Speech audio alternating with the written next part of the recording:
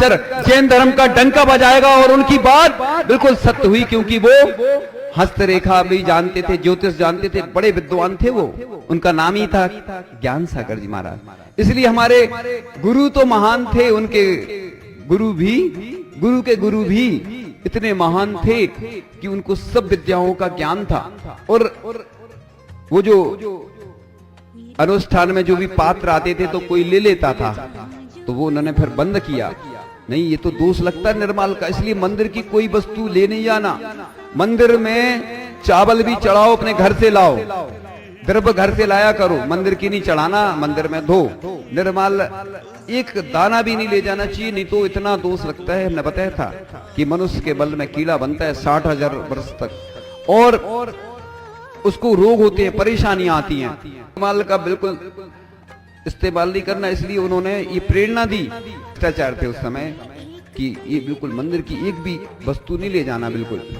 वो मैंने अभी, हमें समय नहीं है क्योंकि अभी मैं दूसरा विषय ले रहा हूँ, इसलिए सुनाया था मैंने एक बार उदाहरण की गिलास का सुनाया था, उसने मंदिर का गिलास लगाया था। इसलिए मैंने एक महादानी की कहानी में, देश के प्रसिद्ध दानियों की कहानी सुनाई थी हमने। देश में जितने लोगों ने दान दिया क्या असर हुआ वो आप सुन लेना।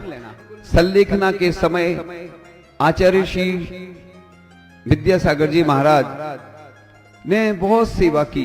ग्रीष्मकालीन तपन रहती थी और उनको साइडिका का दर्द रहता था, और आचार्य श्री सुनाते थे, आचार्य श्री परम पूज्य आचार्य श्री विद्यासागर जी महाराज। क्योंकि आचार्य महाराज वर्तमान के नवाचार्य महाराज बोलना चाहिए, नवाचार्य श्री बोलना चाहिए अपन को। अपने पति का तो नाम लेते हैं और भगवान और महाराज का तो ऐसे लेते हैं जैसे तुम्हारे वो परम पूज्य आचार्य श्री विद्यासागर जी महाराज। तो वो इतनी सेवा करते थे, रात गर्मी में भी अंदर सोते थे, और उन्होंने बहुत अच्छे से सल्लेखना कराई।